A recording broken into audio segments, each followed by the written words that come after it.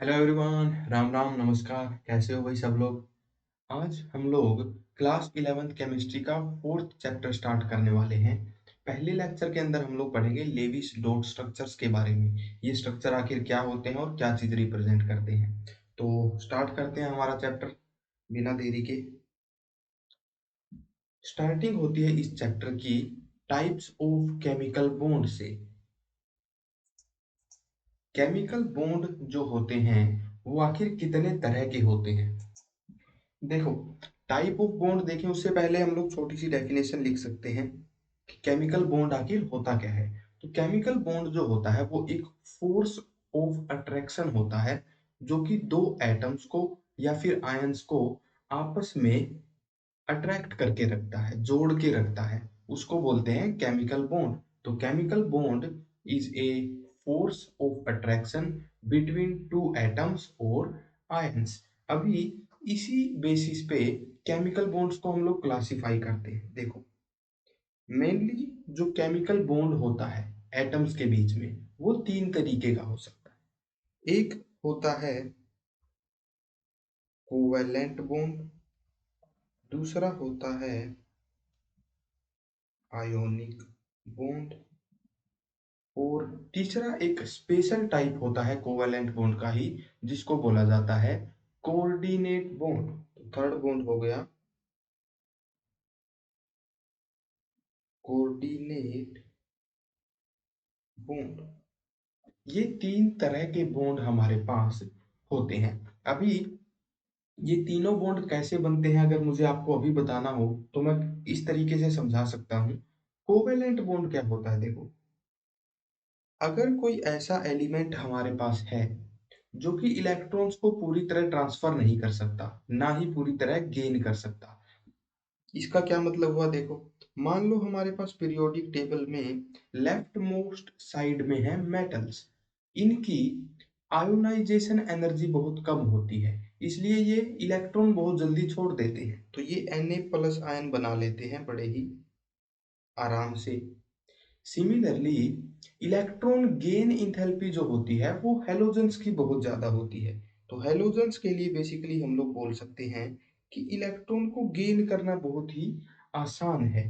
तो जब इलेक्ट्रॉन को लूज करना या फिर इलेक्ट्रॉन को गेन करना बहुत आसान हो जाए, उस केस में एटम हमारा आयंस बना लेता है। और आयंस जो हैं वो आपस में इलेक्ट्रोस्टैटिक फोर्स से हो जाते हैं अट्रैक्ट। तो इस तरीके से हमारे पास जो बॉन्ड बनता है उसको बोला जाता है आयोनिक बॉन्ड। उसको बोलते हैं आयोनिक बॉन्ड। नाम से ही हमें पता चल रहा है it is the bond between ions. तो आयोनिक बॉन्ड किन दो एटम्स के बीच में बना? ऐसा एटम जो एक तो ऐसा था जिसके लिए इलेक्ट्रॉन लूज करना बहुत इजी था, और दूसरा एटम ऐसा था जिसके लिए इलेक्ट्रॉन गेन करना बहुत ही आसान था। उनके बीच में क्या बना? Ionic bond. Highly electropositive element और हाईली इलेक्ट्रोनेगेटिव एलिमेंट, वो दोनों आपस में मिलके क्या बनाते हैं? आयोनिक बॉन्ड बनाते हैं। अगर हम लोग बात करें ऐसे एलिमेंट्स की जो ना तो बहुत ज्यादा इलेक्ट्रोपॉजिटिव है ना बहुत ज्यादा इलेक्ट्रोनेगेटिव है, जैसे कि कार्बन। कार्बन क्या है? मेटल्स के और नॉन मेटल्स के ऑलमोस्ट बीच में लाई करता है। तो कार्बन एलिमेंट, उसके लिए ना तो 4 इलेक्ट्रॉन लूज करना आसान है, ना ही 4 इलेक्ट्रॉन गेन करना आसान है। कार्बन अगर 4 इलेक्ट्रॉन लूज करेगा, क्योंकि इसकी वैलेंस शेल में 4 ही इलेक्ट्रॉन होते हैं, तब इसका डुप्लेट या फिर ऑक्टेट पूरा होगा। या फिर अगर ये 4 इलेक्ट्रॉन गेन करेगा तब इसका ऑक्टेट कंप्लीट होगा। हाउएवर, 4 इलेक्ट्रॉन्स निकालने के लिए आयोनाइजेशन एनर्जी बहुत ज्यादा लग जाएगी। सिमिलरली, C4 नेगेटिव अगर 4 इलेक्ट्रॉन गेन करवाने हैं तो बहुत ज्यादा एनर्जी हमें इसको देनी पड़ जाएगी। तो इतनी ज्यादा एनर्जी सप्लाई करना आसान नहीं है एक एटम को। इसीलिए कार्बन एटम के लिए क्या है, 4 4 इलेक्ट्रॉन गेन कर पाना या फिर लूज कर पाना आसान नहीं है। तो इस तरीके के एलिमेंट जो होते हैं, जो कि ना तो बहुत ज्यादा इलेक्ट्रोपॉजिटिव होते और ना बहुत ज्यादा इलेक्ट्रोनेगेटिव होते, वो क्या करते हैं भाई, वो इलेक्ट्रॉन को लूज या फिर गेन करने की बजाय क्या करते हैं, शेयर कर लेते हैं। फॉर एग्जाम्पल, अगर मान लो कार्बन के 4 इलेक्ट्रॉन्स कुछ इस तरीके से हम लोग बनाएं और हाइड्रोजन के इलेक्ट्रॉन इस तरीके से बना दे, हाइड्रोजन के पास भी एक ही इलेक्ट्रॉन होता है। इस तरीके से कार्बन अगर एक इलेक्ट्रॉन इस हाइड्रोजन के साथ में शेयर कर लेगा तो कार्बन के 5 इलेक्ट्रॉन हो जाएंगे और हाइड्रोजन के हो जाएंगे 2। सिमिलरली एक और हाइड्रोजन के साथ में अगर ये कार्बन एक और इलेक्ट्रॉन शेयर कर लेगा तो इसकी वैलेंस शेल में 6 इलेक्ट्रॉन हो जाएंगे। और अगर 2 और हाइड्रोजन के एटम हमारे पास हैं तो वो इसके साथ में 2 और इलेक्ट्रॉन शेयर कर लेंगे और इस तरीके से कार्बन के 8 इलेक्ट्रॉन हो जाएंगे। तो इस तरीके से कार्बन ने क्या किया, 4 डिफरेंट हाइड्रोजन एटम्स के साथ में बॉन्ड बनाया। ना इसको 4 इलेक्ट्रॉन लूज करने पड़े, ना इसने 4 इलेक्ट्रॉन गेन करने पड़े। इसने क्या किया है, यहाँ पर शेयरिंग की है। तो शेयरिंग से जो बॉन्ड बनता है वो हमारे पास होता है कोवैलेंट बॉन्ड। नेक्स्ट आते हैं कोऑर्डिनेट बॉन्ड के ऊपर। कोऑर्डिनेट बॉन्ड क्या होता है, देखो ये ऐसी स्पीशीज में बनता है जिनमें एक एलिमेंट के पास हो लोन पेयर और दूसरे के पास हो खाली ऑर्बिटल। इसका एग्जांपल मैं आपको देता हूं। मान लो BH3 मॉलिक्यूल की हम लोग बात करें, हम बात कर रहे हैं BH3 मॉलिक्यूल की। बोरोन के पास वैलेंस शेल में होते हैं 3 इलेक्ट्रॉन। बोरोन की कॉन्फ़िगरेशन होती है भाई ऐसे 2s1 2p1 2s2 2p1। 3 electron इसके अंदर जो है होते हैं। अगर ये 3 हाइड्रोजन्स के साथ में बॉन्ड बनाना चाहता है तो कुछ इस तरीके से हम लोग दिखा सकते हैं। मान लो इन तीनों इलेक्ट्रॉन को हम लोग क्या कर देते हैं, एक एक ऑर्बिटल में एक एक इलेक्ट्रॉन दे देते हैं क्योंकि ये बॉन्ड बना रहा है। तो यहाँ पर इस तरीके से एक एक इलेक्ट्रॉन हमने इसको दे दिया, 2s में एक इलेक्ट्रॉन रख दिया और एक इलेक्ट्रॉन हमने यहाँ पर दिखा दिया। इसी तरीके से जो है ये 3 बॉन्ड बना पाएगा। हाइड्रोजन क्या है भाई, 1s1, इसके पास एक ही इलेक्ट्रॉन है। तो यहाँ पर 3 अलग अलग हाइड्रोजन एटम एक एक इलेक्ट्रॉन दे देंगे बोरोन को इस तरीके से। और ऐसे जो है बोरोन 3 हाइड्रोजन्स के साथ में बॉन्ड बना लेगा। अब यहाँ पर जो बचता है हमारे पास एक खाली ऑर्बिटल, ये हो गया है एक empty P orbital. Empty P orbital. अब बोरोन को अगर अपना ऑक्टेट पूरा करना है तो मतलब इसको 2 और इलेक्ट्रॉन्स की जरूरत है। एक खाली पी ऑर्बिटल इसके पास बच गया। अब एक ऐसी स्पीशीज इमेजिन करो जिसके पास एक्स्ट्रा इलेक्ट्रॉन हो डोनेट करने के लिए। For example NH3। NH3 की भी बात कर लेते हैं भाई।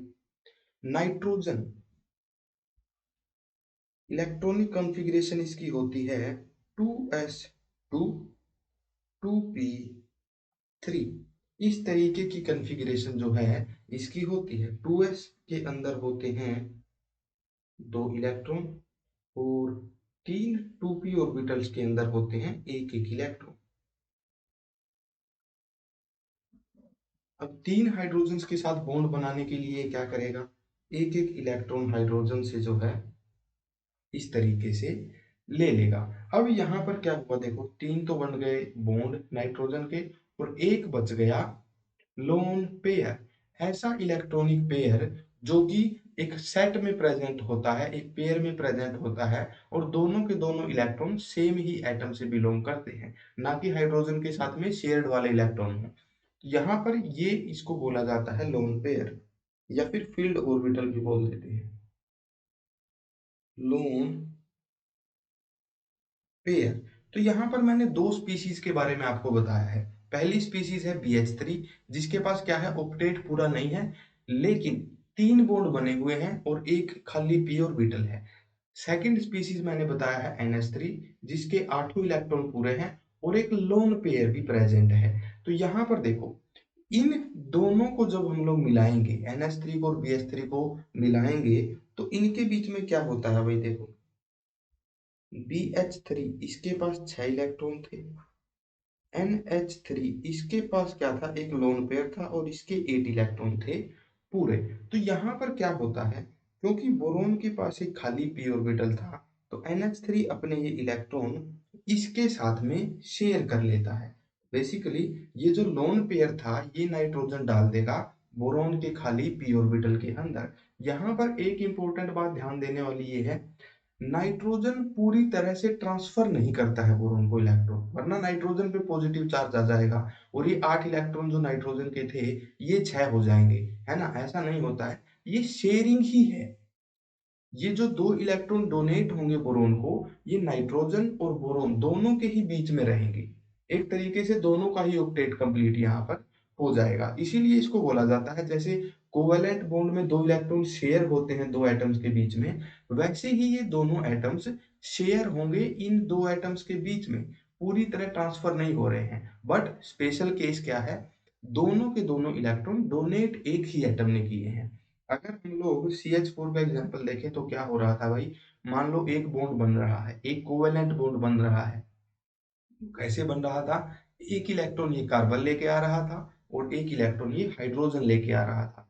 तो इस तरीके से 2 इलेक्ट्रॉन शेयर हो रहे थे और इसको हम लोग बोल रहे थे कोवेलेंट बॉन्ड। कोऑर्डिनेट बॉन्ड में भी 2 ही इलेक्ट्रॉन शेयर होते हैं, 2 ही एटम्स के बीच में शेयर होते हैं, लेकिन दोनों डोनेट किसके द्वारा किए जाते हैं, एक ही एटम के द्वारा। तो इस वजह से कोऑर्डिनेट बॉन्ड जो है उसको बोला जाता है a special type of covalent bond. तो कोवेलेंट बॉन्ड बेसिकली क्या हो गया, बीच वाला, जिसके अंदर एक एक इलेक्ट्रॉन शेयर करेंगे 2 एटम्स। कोऑर्डिनेट बॉन्ड क्या हो गया, जिसमें एक 2 इलेक्ट्रॉन एक ही एटम शेयर किए जाएंगे और उससे फिर वो कोवेलेंट बॉन्ड बनेगा। तो coordinate bond is a type of covalent bond. और आयोनिक बॉन्ड किन स्पीशीज के बीच में बनता था, ऐसी स्पीशीज के बीच में बनता था जिनके अंदर इलेक्ट्रोनेगेटिविटी का डिफरेंस बहुत ज्यादा होता था। जैसे कि सोडियम मेटल बहुत ज्यादा इलेक्ट्रोपॉजिटिव है, इलेक्ट्रोनेगेटिविटी सबसे कम है, और क्लोरीन जो है बहुत ज्यादा इलेक्ट्रोनेगेटिव है। तो इलेक्ट्रोनेगेटिविटी का डिफरेंस बहुत ज्यादा हो, वहां पर क्या होता है, ये शेयरिंग पॉसिबल नहीं हो जाती।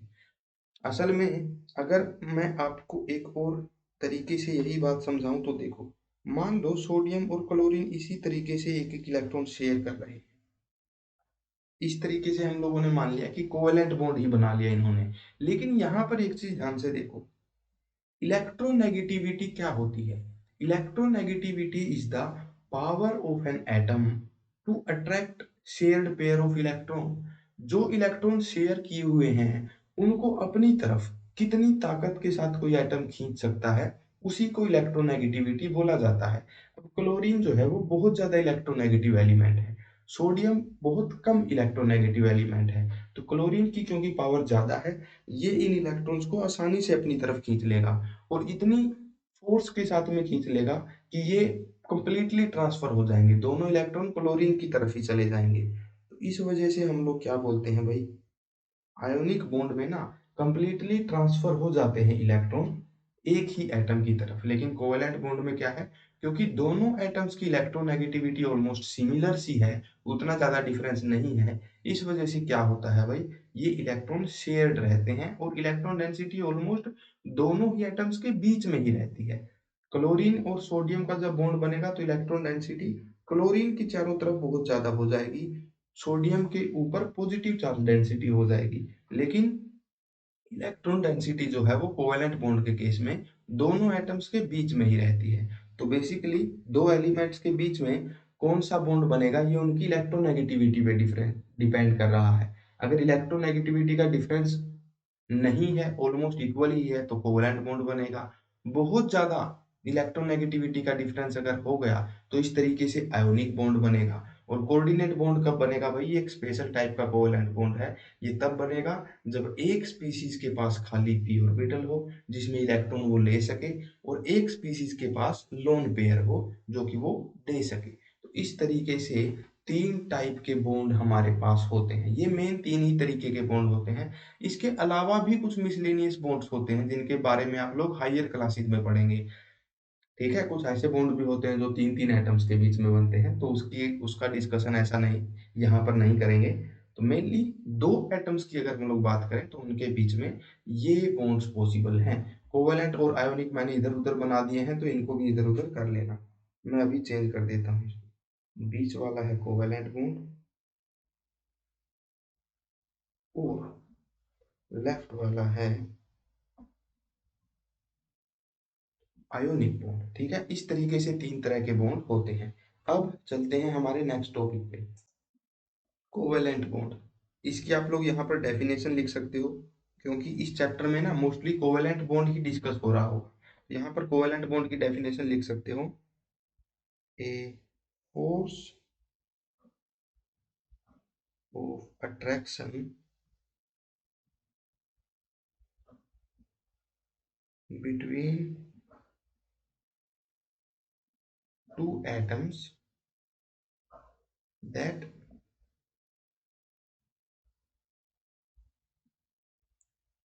originates because of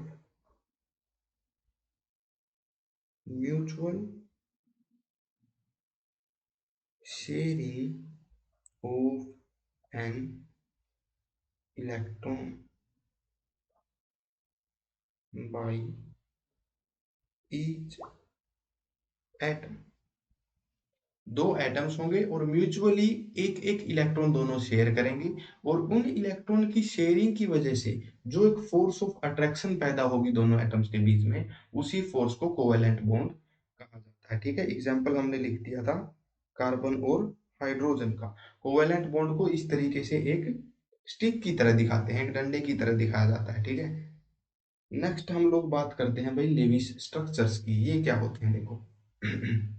Levi's structures के ओरिजिन से पहले लेविस ने अपनी एक थ्योरी दी थी, stability of different atoms and molecules. Atom जो हैं वो आखिर मॉलिक्यूल बनाते क्यों हैं, इस बारे में लेविस ने बताया था। तो देखो, atoms achieve a stable state when they complete 8 electrons in their valence shell। तो एटम्स जो है वो एक स्टेबल कॉन्फ़िगरेशन बना लेते हैं, एक स्टेबल स्टेट बना लेते हैं जब उनकी वैलेंस शेल में 8 इलेक्ट्रॉन हो जाएं। रीजन क्या है भाई, रीजन हमने देखा था 2s और 2p दोनों के अंदर पूरे इलेक्ट्रॉन भर जाते हैं, पूरी की पूरी सब शेल्स फिल हो जाती हैं, और fully filled configurations are stable, noble gas configuration वो हो जाती है। तो 8 इलेक्ट्रॉन अगर हो जाए वैलेंस शेल में तो वो स्टेबल कॉन्फ़िगरेशन बना लेगी। अभी लेविस स्ट्रक्चर जब हम लोग बनाएंगे किसी भी मॉलिक्यूल के, तो वो कैसे बनाएंगे देखो। Lewis symbols include symbols of atom in the middle and electrons represented by dots और क्रॉस। तो देखो, लेविस डॉट स्ट्रक्चर में क्या होता है, लेविस स्ट्रक्चर में बेसिकली क्या होता है, एलिमेंट को रिप्रेजेंट कैसे करेंगे, बीच में उस एलिमेंट का सिंबल लिख के, जिस तरीके से हमने यहाँ पर सेकेंड सीरीज के सभी एलिमेंट्स को लिखा हुआ है। और इलेक्ट्रॉन जो होते हैं वैलेंस शेल में, उसको कैसे रिप्रेजेंट करेंगे भाई, डॉट से या फिर क्रॉस से। यहाँ पर डॉट जो है वही मोस्टली यूज होता है, क्रॉस का यूज कोई भी नहीं करता है आजकल लोग। ठीक है, आमतौर पे डॉट का ही यूज होता है, और इसी वजह से लेविस स्ट्रक्चर्स को लेविस डॉट स्ट्रक्चर भी कहा जाता है। तो यहाँ पर मैं आपको सबसे पहले एलिमेंट्स बताता हूँ कैसे रिप्रेजेंट किए जाएंगे। लिथियम जो है वो फर्स्ट ग्रुप का एलिमेंट है, वैलेंस इलेक्ट्रॉन कितने हैं, एक।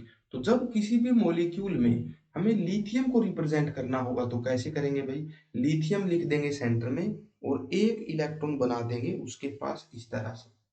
सिमिलरली बेरिलियम सेकंड ग्रुप का एलिमेंट है, वैलेंस इलेक्ट्रॉन इसके अंदर होते हैं दो। तो जब भी इसको रिप्रेजेंट करना होगा सेंटर में लिख देंगे Pe और दो डॉट इसके चारों तरफ लगा देंगे इस तरीके से।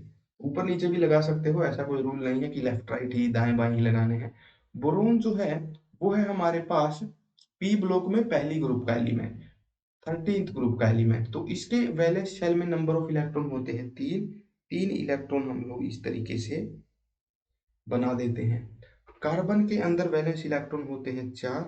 तो किसी भी मॉलिक्यूल में जब हम लोग किसी भी मॉलिक्यूल का डॉट स्ट्रक्चर बना रहे होंगे तो कार्बन का सिंबल लिख देंगे सेंटर में और चार इलेक्ट्रॉन जो है बना देंगे इसके आसपास। नाइट्रोजन की वैलेंस शेल में होते हैं भाई पांच इलेक्ट्रॉन, इसलिए नाइट्रोजन के बाहर पांच डॉट हम लोग लगा देंगे। ऑक्सीजन के बाहर लगेंगे भाई छह डॉट, फ्लोरीन के बाहर लगेंगे सात डॉट, क्योंकि 7 वैलेंस इलेक्ट्रॉन इसमें है। नियोन एक नोबल गैस है, ऑक्टेट ऑलरेडी पूरा है। वैलेंस शेल में, आखिरी शेल में 8 इलेक्ट्रॉन है, तो 8 ही डॉट हम लोग लगा देंगे। तो जब भी लेविस डॉट स्ट्रक्चर किसी मॉलिक्यूल का हम लोग बना रहे होंगे, तो एटम्स को रिप्रेजेंट कैसे करेंगे? एटम का सिंबल लिख के उसके चारों तरफ डॉट से उतने ही डॉट लगा देंगे जितने वैलेंस इलेक्ट्रॉन उसके अंदर थे। अब सिग्निफिकेंस समझते हैं। लेविस सिंबल्स से हम लोग आखिर क्या पता लगा सकते हैं, क्या एडवांटेजेस है? तो देखो, number of covalent bonds that an atom will form can be predicted from the number of valence electrons. कोई भी एलिमेंट का एटम कितने कोवेलेंट बॉन्ड बनाएगा, ये जज किया जा सकता है अगर हम लोग उसके वैलेंस इलेक्ट्रॉन्स देख लें। अब अगर हमें वैलेंस बॉन्ड बनाना है, कोवेलेंट बॉन्ड बनाना है दो एलिमेंट्स के बीच में, तो कितने बॉन्ड बनेंगे उन दोनों के बीच में? ये बड़े आराम से हम लोग बना पाएंगे अगर एक बार डॉट डॉट डॉट की फॉर्म में हम लोग वैलेंस इलेक्ट्रॉन्स को रिप्रेजेंट कर दें। नेक्स्ट है भाई, अच्छा टोटल इलेक्ट्रॉन 8 हमें बनाने होते हैं, ये लेविस का ऑक्टेट रूल पहले से है। नेक्स्ट है, formation of ionic bond between highly electropositive and highly electronegative element can also be predicted from valence electron. Valence electron एक बार हमें दिख जाए, उसके बाद आयोनिक बॉन्ड कैसा बनेगा, कोवेलेंट ही नहीं आयोनिक बॉन्ड भी कैसा बनेगा, ये भी बड़े आराम से हम लोग प्रेडिक्ट कर सकते हैं। फॉर एग्जाम्पल NaCl और CaF2, कैल्शियम फ्लोराइड और सोडियम क्लोराइड, इन दोनों ही कंपाउंड्स में आयोनिक बॉन्ड बनता है। लेट्स सी कैसे वो आखिर बनता है। देखो, सोडियम का लेविस डॉट स्ट्रक्चर हम लोग बनाते हैं। पहले ग्रुप का एलिमेंट है, वैलेंस इलेक्ट्रॉन कितने होंगे? एक होगा। इसको मान लो हमने डॉट से रिप्रेजेंट कर दिया ऐसे। क्लोरीन जो है 17th ग्रुप का एलिमेंट है, 7 इलेक्ट्रॉन इसके अंदर होंगे इस तरीके से, है ना? तो यहाँ पर देखो, हमें ऑलरेडी पता है कि भाई ये मेटल है, बहुत ज्यादा इलेक्ट्रोपॉजिटिव है, और क्लोरीन जो है ये बहुत ज्यादा इलेक्ट्रोनेगेटिव है। तो यहाँ पर सोडियम क्या करेगा, एक इलेक्ट्रॉन को कर देगा लूज, और क्या बना लेगा, सोडियम प्लस, एक इलेक्ट्रॉन इसने लूज कर दिया। क्लोरीन जो है ये क्या करेगा, एक इलेक्ट्रॉन को एक्सेप्ट करेगा और क्या बना लेगा, क्लोरीन नेगेटिव। इस तरीके से 8 इलेक्ट्रॉन इसके अंदर हो जाएंगे। तो सोडियम ने बेसिकली एक इलेक्ट्रॉन लूज किया, वो इलेक्ट्रॉन एक्सेप्ट कर लिया क्लोरीन ने। क्लोरीन के ऑक्टेट पूरे। सोडियम की भी लास्ट शेल में अब एक इलेक्ट्रॉन था, ये चला गया, तो इसकी लास्ट शेल कौन सी हो गई, और अंदर वाली, उसके अंदर 8 ही इलेक्ट्रॉन होंगे, है ना? यहाँ पर इलेक्ट्रॉनिक कॉन्फ़िगरेशन जो सोडियम की थी वो थी कुछ ये, और अब क्या हो गई है ये। तो लास्ट शेल ये सेकंड वाली हो गई, और लास्ट शेल में 8 ही इलेक्ट्रॉन हो गए। तो इस तरीके से इनके बीच में आयोनिक बॉन्ड बन जाएगा। आयोनिक बॉन्ड को ओवरऑल रिप्रेजेंट कैसे करेंगे, ऐसे करेंगे। सोडियम और क्लोरीन को बिल्कुल साइड बाय साइड हम लोग लिखेंगे। क्लोरीन की लास्ट शेल में 8 इलेक्ट्रॉन दिखा देंगे, और सोडियम की लास्ट शेल में एक भी नहीं दिखाएंगे। तो बेसिकली हमें पता चल जाएगा यहाँ से एक इलेक्ट्रॉन जंप करके यहाँ पहुंच गया है। तो NaCl का लेविस डॉट स्ट्रक्चर कुछ इस तरीके से हो जाएगा। सिमिलरली हम लोग स्ट्रक्चर बनाते हैं कैल्शियम फ्लोराइड का भी। कैल्शियम सेकेंड ग्रुप का एलिमेंट है, वैलेंस शेल में 2 इलेक्ट्रॉन होंगे, प्लस फ्लोरीन 7 इलेक्ट्रॉन होंगे वैलेंस शेल में। 2 फ्लोरीन एटम जो हैं वो लगे हुए हैं कैल्शियम फ्लोराइड में, तो इस तरीके से हम लोग दिखा सकते हैं। कैल्शियम ने क्या किया, एक एक इलेक्ट्रॉन दोनों के दोनों फ्लोरीन एटम्स को दे दिया। कैल्शियम क्या बना लेगा भाई, कैल्शियम बनाएगा कैल्शियम 2 पॉजिटिव, और इसके साथ में लगे हुए होंगे 2 फ्लोरीन एटम्स, जिनका ऑक्टेट अब पूरा हो चुका होगा, साथ में होगा एक नेगेटिव चार्ज। सिमिलरली दूसरे फ्लोरीन एटम पर भी होगा एक नेगेटिव चार्ज। तो इस तरीके से कैल्शियम फ्लोराइड का मॉलिक्यूल जो है बनेगा। तो आयोनिक बॉन्ड भी कितने इलेक्ट्रॉन ट्रांसफर करके बन रहा है, ये भी हम लोग लेविस डॉट स्ट्रक्चर से बता सकते हैं। और कोवेलेंट बॉन्ड्स के ऊपर तो पूरा चैप्टर ही है, इसको हम लोग समझते हैं, ठीक है? यहाँ पर सबसे पहले हम लोग बात करते हैं भाई इलेक्ट्रॉनिक थ्योरी की। जो ऑक्टेट रूल था हमारा, उसी को यहाँ पर इलेक्ट्रॉनिक थ्योरी बोल रहे हैं। तो इसमें बेसिकली क्या बताया गया था, atoms can combine either by transfer of valence electron और by sharing them in order to have octet in their valence shell. हर एटम को अपना ऑक्टेट पूरा करना है स्टेबिलिटी के लिए, वो दो तरीके से कर सकता है, या तो ट्रांसफर करके, ट्रांसफर करेगा तो आयोनिक बॉन्ड बनाएगा, या फिर शेयर करके, शेयर करेगा तो कोवैलेंट बॉन्ड बनाएगा। तो basically electronic theory of chemical bonding ने हमें क्या बताया, अगर किसी भी एटम को स्टेबिलिटी के लिए अपना ऑक्टेट पूरा करना है वैलेंस शेल में, तो वो दो तरीकों से हो सकता है, या तो ट्रांसफर करके या फिर शेयरिंग करके। ये था हमारे पास सिंपल सा ऑक्टेट रूल या फिर इलेक्ट्रॉनिक थ्योरी। नेक्स्ट चीज भाई, लेविस ने जो है एलिमेंट्स के स्ट्रक्चर बताए थे, किसी भी एलिमेंट का डॉट स्ट्रक्चर कैसे बनाते हैं। लैंगमुइर ने पहली बार क्या किया था, एक कोवेलेंट बॉन्ड को लेविस डॉट स्ट्रक्चर्स की फॉर्म में दिखाया था। ये कैसे दिखाया था, देखो, मान लो दो क्लोरीन एटम्स का एग्जांपल उसने लिया। पहले क्लोरीन के पास 7 इलेक्ट्रॉन है, आप लोग देख सकते हो, दूसरे क्लोरीन के पास भी 7 इलेक्ट्रॉन है। दोनों जब मिले तो एक एक इलेक्ट्रॉन दोनों ने शेयर कर लिया। ये कुछ कुछ मैथमेटिक्स के वेन डायग्राम जैसा लग रहा होगा आपको। वेन डायग्राम मतलब देखो, ये 6 इलेक्ट्रॉन जो है ये सिर्फ क्लोरीन के हैं, ये 6 इलेक्ट्रॉन जो है ये सिर्फ इस क्लोरीन के हैं, क्योंकि इसी क्लोरीन के सर्कल में ये आ रहे हैं। लेकिन ये जो 2 इलेक्ट्रॉन है ये दोनों क्लोरीन्स के सर्कल्स में आ रहे हैं, मतलब ये दोनों इलेक्ट्रॉन दोनों ही क्लोरीन एटम्स के हैं। यही मतलब होता है शेयरिंग का। तो दोनों ही क्लोरीन्स के सर्कल में 8 8 इलेक्ट्रॉन जो है हो गए। तो क्लोरीन अपना ऑक्टेट पूरा कैसे कर रहा है, एक इलेक्ट्रॉन को शेयर करके कर रहा है। तो यहाँ पर बेसिकली क्या है भाई, लैंगमुइर की जो रिप्रेजेंटेशन है, रिप्रेजेंटेशन ऑफ कोवेलेंट बॉन्ड, जो कि उसने लेविस डॉट स्ट्रक्चर्स की हेल्प से बनाई है, उसके अंदर क्या है, dots represent the electrons. Dots से हमें पता चल रहा है वैलेंस इलेक्ट्रॉन्स का। The above is known as Lewis dot structure of a molecule. ऊपर जो इस तरीके से स्ट्रक्चर बना हुआ है, ये जो स्ट्रक्चर हमारे पास बना हुआ है, इसी को बोला जाता है लेविस डॉट स्ट्रक्चर। ठीक है, अभी एनसीईआरटी में बहुत से मॉलिक्यूल्स का लेविस डॉट स्ट्रक्चर बनाया हुआ है। इन 6 मॉलिक्यूल्स के ऊपर स्पेशल फोकस किया है एनसीईआरटी ने, इसलिए इनका डॉट स्ट्रक्चर कैसे बनाना है हम लोग देखते हैं। वाटर का देखते हैं सबसे पहले। आप लोग क्या करो, देखो सीधा सा मैं आपको बताता हूँ। हर मॉलिक्यूल में ना आपको एक ऐसा एटम दिखेगा जो कि सेंटर में होगा, और बाकी के जो हाइड्रोजन है उसके आसपास लगे हुए होंगे। जैसे वाटर मॉलिक्यूल में अगर देखें H2O में ऑक्सीजन एटम सेंटर में मिलेगा। ऑक्सीजन के पास होते हैं 6 इलेक्ट्रॉन। इसको कितने इलेक्ट्रॉन चाहिए, 2 और इलेक्ट्रॉन चाहिए अपना ऑक्टेट पूरा करने के लिए। हाइड्रोजन के पास है एक ही इलेक्ट्रॉन। ये अपना ऑक्टेट तो पूरा नहीं कर सकता लेकिन डुप्लेट पूरा कर सकता है ना। 1s ही सब शेल इसके पास है, 2 ही इलेक्ट्रॉन उसमें हो सकते हैं। तो ये बेसिकली क्या करेगा भाई, हाइड्रोजन एटम एक इलेक्ट्रॉन शेयर कर लेगा ऑक्सीजन के साथ इस तरह से। सिमिलरली दूसरा हाइड्रोजन भी एक इलेक्ट्रॉन शेयर कर लेगा इस तरह से।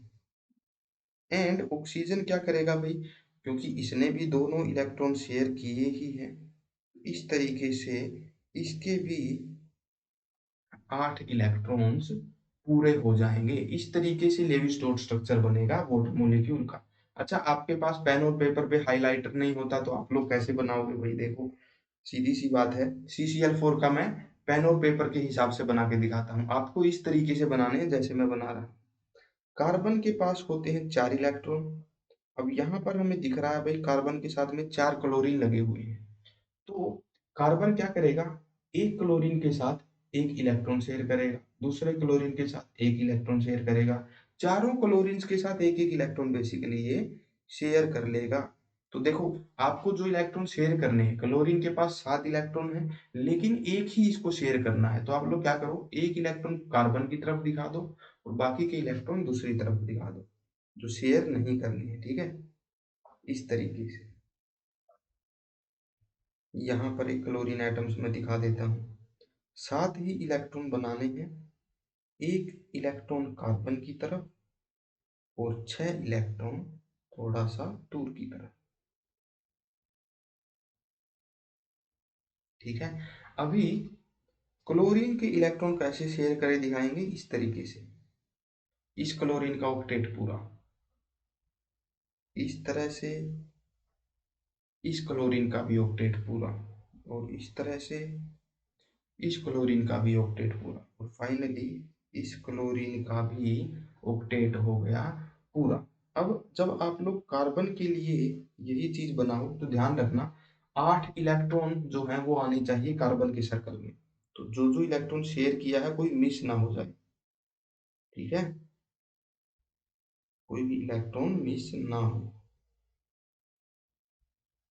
इस तरीके से जो है बनाया जाएगा लेविस स्ट्रक्चर ऑफ CCl4, ठीक है, इस तरीके से आप लोग बना सकते हो। CO2 देखो भाई, CO2 का लेविस डॉट स्ट्रक्चर हम लोग बनाते हैं। एक है कार्बन एटम, दो है ऑक्सीजन एटम। कार्बन के पास होते हैं 4 वैलेंस इलेक्ट्रॉन, ऑक्सीजन के पास होते हैं 6 वैलेंस इलेक्ट्रॉन, ठीक है, इस तरीके से हमने बना दिया। कार्बन को 8 इलेक्ट्रॉन पूरे करने हैं, 4 और चाहिए, तो क्या करेगा, 2 इलेक्ट्रॉन एक ऑक्सीजन से लेगा, 2 इलेक्ट्रॉन दूसरे ऑक्सीजन से लेगा। ऑक्सीजन को क्या करना है, 8 इलेक्ट्रॉन पूरे करने हैं, 6 इसके पास ऑलरेडी होते हैं वैलेंस इलेक्ट्रॉन में, तो ये भी 2-2 इलेक्ट्रॉन शेयर कर लेगा कार्बन के साथ। तो इस तरह से ऑक्सीजन का ऑक्टेट कंप्लीट होगा। आप लोग सर्कल बना लेना, मैं हाइलाइटर से बना रहा हूँ, ठीक है। इस तरीके से दूसरे ऑक्सीजन का ऑक्टेट पूरा होगा, और इस तरह से कार्बन का ऑक्टेट पूरा होगा। तो ये हो जाएगा Lewis dot structure of CO2 molecule. इस तरीके से लेविस डॉट स्ट्रक्चर हम लोग बनाने वाले हैं। नेक्स्ट हम लोग देखते हैं भाई इथीन का लेविस डॉट स्ट्रक्चर क्या है। यहाँ पर ध्यान से देखो, एक कार्बन यहाँ है, एक कार्बन यहाँ है, डबल बॉन्ड हमें बनाना है दो ऑक्सीजन के बीच में। एक सिंगल बॉन्ड बनता है जब एक एक इलेक्ट्रॉन शेयर होता है। डबल बॉन्ड कैसे बनेगा, दो दो इलेक्ट्रॉन शेयर होंगे। इस कार्बन के 4 इलेक्ट्रॉन मान लो हो गए इस तरह, इस कार्बन के 4 इलेक्ट्रॉन हो गए मान लो इस तरह से। यहाँ पर कार्बन ने 2 इलेक्ट्रॉन तो ऐसे शेयर कर लिए, तो अभी क्या हुआ देखो, हर कार्बन के पास क्या हो गया, 6-6 इलेक्ट्रॉन हो गए। दो दो कहाँ से आएंगे, हाइड्रोजन से आएंगे, तो इसने 2 इलेक्ट्रॉन शेयर कर लिए इस हाइड्रोजन के साथ इस तरह से। इसने एक और इलेक्ट्रॉन शेयर कर लिया इस हाइड्रोजन के साथ इस तरह से। सिमिलरली लेफ्ट वाले कार्बन ने भी 2 हाइड्रोजन्स के साथ में एक एक इलेक्ट्रॉन शेयर कर लिया। इस तरीके से हाइड्रोजन्स का भी डुप्लेट पूरा हो गया और कार्बन्स का भी ऑक्टेट पूरा हो गया। तो यहाँ पर कार्बन्स का ऑक्टेट कैसे पूरा होता हम लोग दिखा सकते हैं कुछ इस तरह से। आप लोग ये चीज जरूर ध्यान से रखना, अगर हाइलाइटर नहीं है तो हम लोग क्या करेंगे देखो, यहाँ पर पूरा एक बड़ा सर्कल मत बना देना दोनों कार्बन के अराउंड। आपको क्या करना है, 8 इलेक्ट्रॉन दिखाने हैं हर कार्बन के घेरे में, इस तरीके से दिखाएंगे, है ना। सिमिलरली राइट साइड वाले कार्बन के भी 8 इलेक्ट्रॉन दिखाने हैं, तो इस तरह से दिखाएंगे, हाइड्रोजन्स को इस तरह से दिखाएंगे। किस एटम के सर्कल में कितने इलेक्ट्रॉन दिखने चाहिए, इस चीज का ध्यान रखना, ठीक है। इस तरीके से बनेगा करेक्ट लेवी स्टोक्स स्ट्रक्चर ऑफ C2H4। N2 का बनाते हैं भाई नाइट्रोजन, नाइट्रोजन गैस। नाइट्रोजन है, 5 इलेक्ट्रॉन इसके पास होते हैं, 3 इलेक्ट्रॉन इसको और एक्स्ट्रा चाहिए ऑक्टेट पूरा करने के लिए। जाहिर सी बात है 3 ही बॉन्ड ये बनाएगा दूसरे नाइट्रोजन के साथ इस तरीके से। तो ये नाइट्रोजन इस तरीके से अपने 8 इलेक्ट्रॉन पूरे करेगा, ये वाला नाइट्रोजन इस तरीके से अपने 8 इलेक्ट्रॉन पूरे करेगा, और ये बन जाएगा Lewis dot structure of N.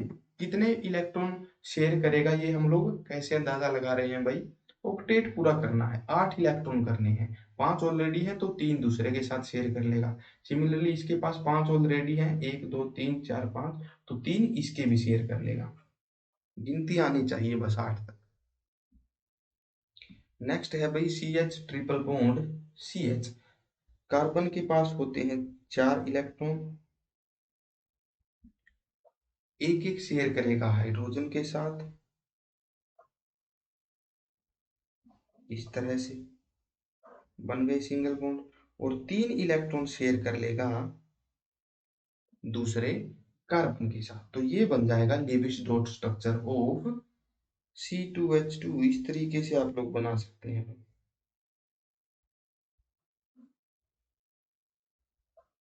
इस कार्बन का ऑक्टेट कंप्लीट और इस कार्बन का भी ऑक्टेट कंप्लीट। ये हो जाएगा Lewis dot structure of CH triple bond CH। तो इस तरीके से लेविस डॉट स्ट्रक्चर जो है बनाने होते हैं, कुछ नहीं करना है। वैलेंस इलेक्ट्रॉन जो है उनको डॉट्स की फॉर्म में लिख दो, देन क्या करो 8-8 इलेक्ट्रॉन पूरे कर दो, और हाइड्रोजन के 2 इलेक्ट्रॉन पूरे कर दो, वैलेंसी पूरी करनी है मतलब। तो ऐसे ड्रॉ किया जाता है लेविस डॉट स्ट्रक्चर को। एनसीईआरटी का एक क्वेश्चन ट्राई करते हैं भाई। Write the Lewis dot structure of CO molecule. ये कोबाल्ट नहीं है, ये कार्बन मोनोऑक्साइड है भाई। ये है मिस प्रिंटिंग, कार्बन मोनोऑक्साइड इसको बनाओ। चलिए जी अप्रोच करते हैं इसको। दो एटम यहाँ पर है, एक एटम है कार्बन, दूसरा है ऑक्सीजन। ऑक्सीजन के पास होते हैं 6 वैलेंस इलेक्ट्रॉन, कार्बन के पास होते हैं 2। यहाँ पर एक चीज आप लोग समझो भाई, ऑक्सीजन जो है वो क्या चाहता है, 2 और एक्स्ट्रा इलेक्ट्रॉन इसको चाहिए, 2 इलेक्ट्रॉन इसको चाहिए। कार्बन के पास 4 ही इलेक्ट्रॉन है, इसको चाहिए 4 इलेक्ट्रॉन। अब आपके हिसाब से क्या पॉसिबिलिटी बनेगी? पहले CO2 में तो क्या था भाई, कार्बन को 4 चाहिए थे, 2 एक ऑक्सीजन से ले लिए थे, 2 दूसरे ऑक्सीजन से ले लिए थे। यहां पर हम लोग क्या कर सकते हैं, तो देखो सबसे पहले तो ऑक्सीजन के 2 इलेक्ट्रॉन शेयर करवा, क्या होगा, कार्बन और ऑक्सीजन के बीच में एक डबल बॉन्ड बन जाएगा इस तरीके से, है ना। अब क्या यहाँ पर कार्बन का ऑक्टेट कंप्लीट हुआ? नहीं हुआ। कार्बन के सर्कल में यहाँ पर 6 ही इलेक्ट्रॉन है, ऑक्सीजन का हो गया लेकिन कार्बन का नहीं हुआ। कार्बन के लास्ट शेल में अभी भी 6 ही इलेक्ट्रॉन है।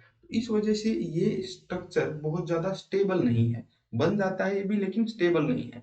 ज्यादा एक्यूरेट रिप्रेजेंटेशन क्या रहेगी स्ट्रक्चर की, देखो हमने एक अलग तरीके का बॉन्ड भी पढ़ा था, उसमें क्या था, अगर एक एटम के पास खाली ऑर्बिटल है और दूसरे के पास क्या है, लोन पेयर है, तो वहां पर डोनेशन हो सकता है। यहां पर भी सेम चीज होती है। ऑक्सीजन जो है अपने 2 और इलेक्ट्रॉन शेयर कर लेता है यहाँ। तो मान लो कार्बन के पास ये 2 इलेक्ट्रॉन थे और 2 यहाँ पर थे, तो कार्बन के 4 इलेक्ट्रॉन थे। ऑक्सीजन के पास क्या था भाई, 2 इलेक्ट्रॉन्स यहाँ पर मान लेते हैं। क्या किया, एक डबल बॉन्ड इस तरीके से बना दिया।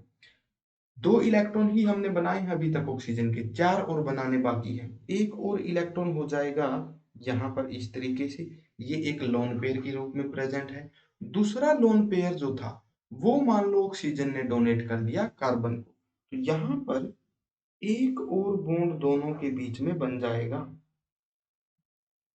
ये जो तीसरा बॉन्ड यहाँ पर बना है ना, ये ध्यान देना बहुत ज्यादा जरूरी है भाई, क्योंकि ऊपर वाले दोनों बॉन्ड्स में तो क्या है, 2 इलेक्ट्रॉन आए हैं, 2 कार्बन से 2 ऑक्सीजन से, दोनों ने बराबर बराबर इलेक्ट्रॉन डोनेट किए हैं। लेकिन ये जो तीसरा बॉन्ड बना है ना, ये दोनों इलेक्ट्रॉन ऑक्सीजन के ही हैं। ऑक्सीजन ने वन साइडेडली डोनेट किया है इनको, लेकिन शेयर किया हुआ है, चार्ज नहीं आएगा ऑक्सीजन के ऊपर। सेम वही BH3 और NH3 वाला केस है। 2 इलेक्ट्रॉन्स जो है कार्बन ने दिए हैं यहाँ इस बॉन्ड के अंदर, और 4 इलेक्ट्रॉन जो है वो ऑक्सीजन ने दिए हैं। ये ऊपर वाले 2 बॉन्ड अलग तरीके के हैं और ये बॉन्ड अलग तरीके का है। रिप्रेजेंटेशन अगर आपको करनी है इस बॉन्ड की, तो देखो कार्बन डबल बॉन्ड ऑक्सीजन,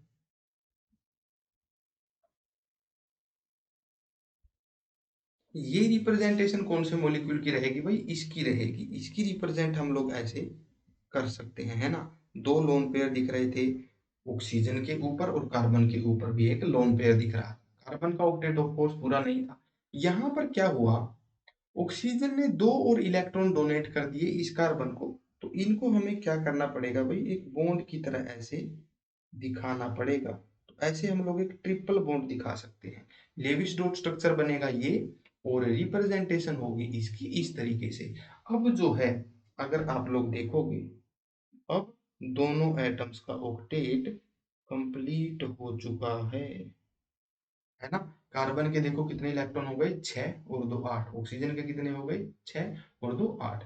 अब आपसे ये क्वेश्चन पूछा जा सकता है भाई, कार्बन मोनोऑक्साइड में जो ट्रिपल बॉन्ड बनता है उसमें कितने इलेक्ट्रॉन कार्बन देता है, कितने इलेक्ट्रॉन ऑक्सीजन देता है। हम लोग समझ गए, 2 इलेक्ट्रॉन कार्बन ने दिए थे, 4 ऑक्सीजन ने दिए थे, है ना। ये जो 2 बॉन्ड बने हैं, ऊपर एक बॉन्ड बन गया तो नीचे एक बॉन्ड बन गया, ये क्या बने हैं, म्यूचुअल शेयरिंग से बने हैं। म्यूचुअल शेयरिंग मतलब एक एक इलेक्ट्रॉन दिया है दोनों ही एटम्स ने, लेकिन नीचे वाला जो बॉन्ड है वो वन साइडेड डोनेशन से बना है। कोऑर्डिनेट बॉन्ड जो होता है उसको एरो से रिप्रेजेंट किया होता है। इसलिए कार्बन मोनोऑक्साइड का जो ट्रिपल बॉन्ड है वो अगर आपको इस तरीके से बना हुआ दिख जाए कहीं पे, तो कंफ्यूज नहीं होना है, सेम ही बात है ना। इस तरीके से भी दिखाया जा सकता है कार्बन मोनोऑक्साइड का जो बॉन्ड है, मतलब वही है। ये 2 इलेक्ट्रॉन जो है म्यूचुअल शेयरिंग के हैं। सिमिलरली नीचे वाले बॉन्ड में भी 2 इलेक्ट्रॉन म्यूचुअल शेयरिंग के हैं, लेकिन ऊपर वाला जो बॉन्ड एरो से दिखाया गया है उसका मतलब सीधा सा ये है कि ऑक्सीजन ने इलेक्ट्रॉन दिए हैं कार्बन को, ये एक कोऑर्डिनेट बॉन्ड है। तो इस तरीके से भी रिप्रेजेंटेशन हो सकती है इस मॉलिक्यूल की, ठीक है। तो असली लेविस डॉट स्ट्रक्चर जो सबसे ज्यादा स्टेबल होगा वो ये होगा भाई, कार्बन मोनोऑक्साइड का। ऐसे हम लोग जो है लेविस डॉट स्ट्रक्चर बना सकते हैं कार्बन मोनोऑक्साइड का।